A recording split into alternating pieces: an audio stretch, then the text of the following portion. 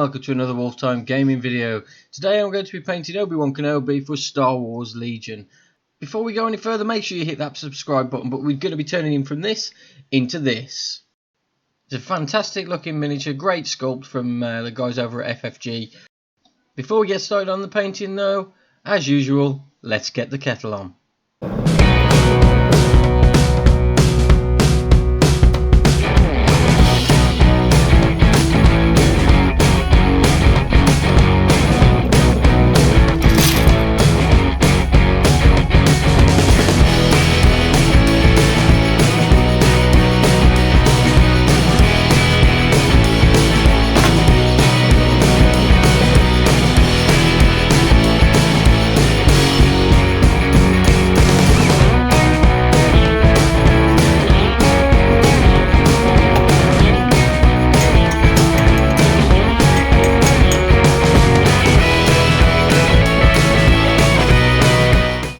So the first thing you need to do is give it a decent base coat. I've done this with a white, picked up a Tamiya white, which is a really thin white, goes on really well.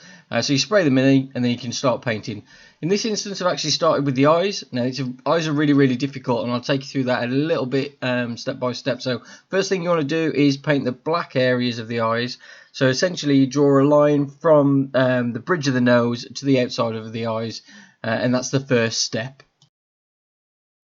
While we wait for that to dry, I'm just going to start on the lightsaber as well. To start with this, I actually used a dark blue, which is the Macragge blue from Citadel Miniatures. Essentially, it's just a base coat of a blue base, a darker blue, and completely coat that the lightsaber with that, and we'll highlight that as we go along later on in the video. But back to the eyes now. That black area is dried, so you could use a white or a light grey. I've used Celestial Grey in the past. For this I'm using White Scar. And essentially what you want to do is again draw a line from the bridge of the nose to the edge of the eye, and within that black area, so you're getting like a white stripe essentially. The next point is to get your black paint again once that white's dry, obviously, and just touch in the middle and essentially drawing a line downwards, so you're creating the actual pupil of the eyes. You don't need to use colours for this. I know a lot of people do. A lot of people go into a massive amount of detail when it comes to eyes. All you need to do though is be able to step away from the mini while he's on the table and look fairly realistic. Now what you want to do now is pick up that white paint again, something like a White Scar or something, and what you do is essentially just touch around the eyes now, creating that eye shape. So you're going above the eyes, below the eyes, and just bringing that black area smaller, because when you painted the black you probably went onto like the forehead, maybe a bit of the eyebrows and the cheeks, and all you're doing is stretching that now. So that's essentially the eyes complete. Now to do the flesh itself is contrast Gulliman flesh, and you can just essentially go around the face now, and all you're doing is bringing the all the recessed area, you're giving a little bit extra paint on just to drop into those recesses, giving a nice smooth covering on the actual flesh areas, avoiding the eyes obviously, because it'd change the whites of those eyes now if we actually went on to there. And just go around the whole face, around the neck. The contrast paints are absolutely fantastic for getting that the detail of the flesh down without having to go into loads of different details and having loads of different paints. And you can see now that it's already starting to take shape. If you do go over any of the areas of the hair, just touch up with the white again. So now we're on to the brown areas, and to do that again I've used another contrast paint. In this case it's contrast Wyldwood, and I'm going over the hair to start with. Now I am going over this quite lightly because Obi-Wan's got quite light brown hair, at least in my mind he does anyway, so you don't want to go too heavy with this. Make sure you're taking a lot of the paint off the brush before you actually put it onto the head. I know the Games Workshop have said, you know, you could go with a big thick coat with these contrast paints, but you essentially lose a lot of the detail if you do that. It's best to try and get a thin coat on there and then highlight like go in again and touch up any areas that may not have caught the paint, or you know, if you want to go a little bit darker you can do at that point. Also do the beard at this point, you just have to be very careful. I've used quite a small tip brush for this. Try and keep that nice point on your brush as well, just like by twisting the bristles essentially. So that's the head actually pretty much complete now. You might want to touch it up a little bit just where the contrast paint may pull away from the base paint, but it's essentially done. The next area wanting to use, using exactly the same paint, that contrast Wyldwood again, is his belt. Again, you just go over this. What you might want to do is put it a little bit thicker into the recesses. You don't need to, the paint will naturally do that for you, but it might give you that extra little bit of detail, especially with using a white base coat, which I have, which is the Tamiya white, rather than the Games Workshop's Grey Seer or Wraithbone or anything, purely because this is much a more brilliant white, a lot brighter than the other ones. So essentially you'll get that lighter areas on those raised areas really. Sticking with this, the contrast Wyldwood, I've actually gone down to the legs now and I'm painting the actual trousers themselves, avoiding the obviously the armour areas because I want to keep those white, but the trousers are a little bit hidden, so you just want to be a bit more careful, but the brown really makes them stand out from the rest of the model and it gives it a little bit of interest really, the fact that they're a different colour to the rest. So that's the brown areas done. He's already looking pretty good.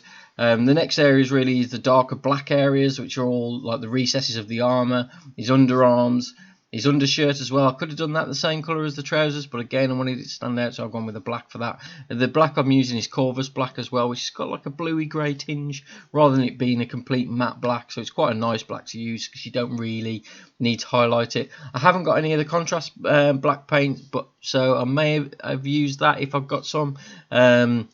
But you don't need to for this. It's any sort of black paint really will do the job. What you want to do though is try and use a small brush for this. I'm using the Army Painter Insane Detail to get in there. But you can see I have actually gone over the armour in a few areas as well. Don't worry if you do that. All you need to do once you complete the black and it's dry, just go around the model and touch up the areas of on the white. Really, because the next stage we're going to go to, or in a moment when we get to the armour, you'll see essentially we want it to stay white, to stay this brilliant white colour. Another area to colour black really is the gloves. Again, just go over this lightly, nice thin coat, and the paint, because it's a lighter grey, will highlight those fingers easily, so you don't need to do go into a lot of detail with this really.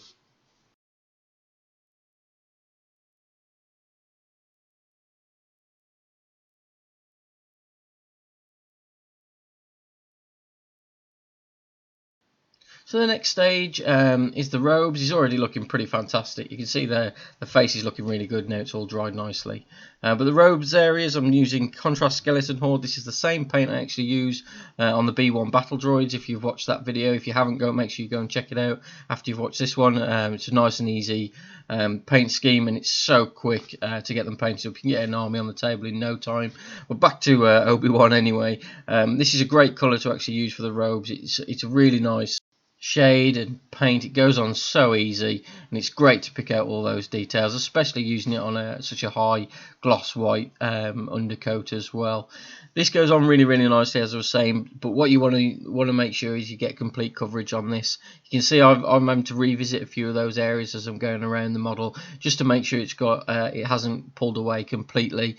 And where it does pull in the recesses, it looks absolutely fantastic, but what you want to make sure is it completely covers that recess. With the robes, because there's some quite deep creases essentially in the robes, it may only go into one end of the robe rather than the other, so you want to make sure you just touch in a little bit more just to touch up those areas and get them looking really good.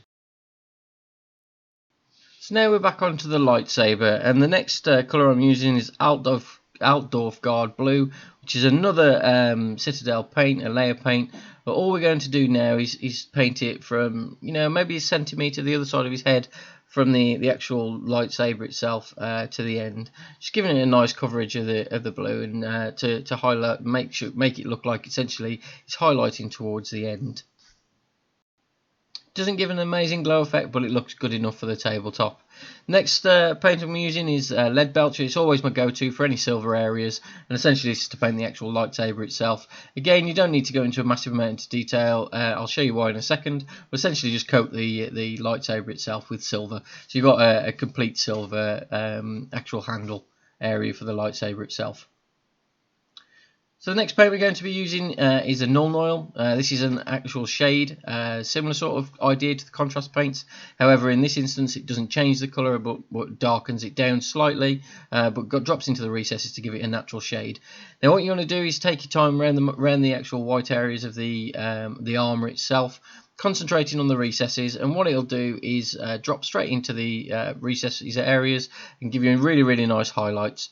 You do want to make sure you go over this a couple of times. It tends to pull away from the gloss paint, doesn't really like it very much.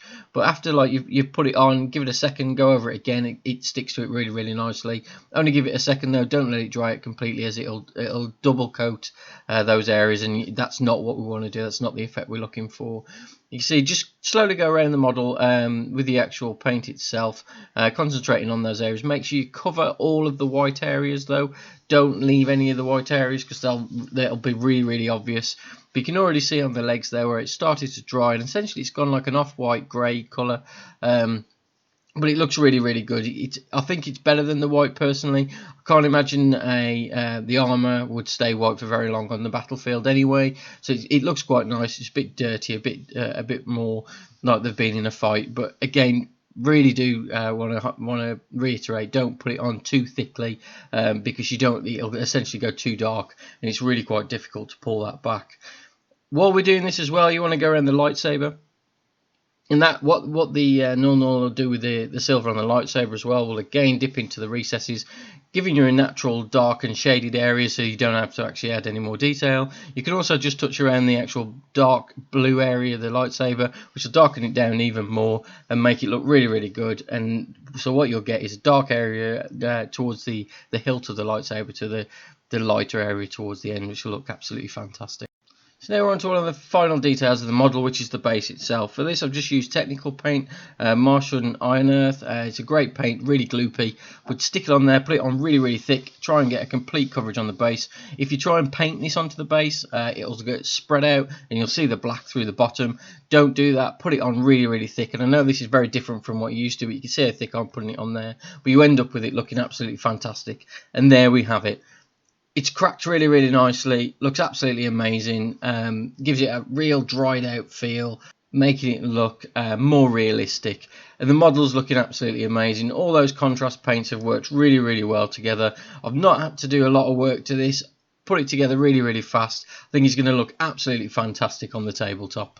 Thanks for watching, guys. I really hope you enjoyed the video as much as I enjoyed making it and painting this guy. Make sure you check out the other videos in the series, in the Star Wars Legion series, and check out some of the other videos as well. Hit that subscribe button to see any future ones, and I'll see you in the next one.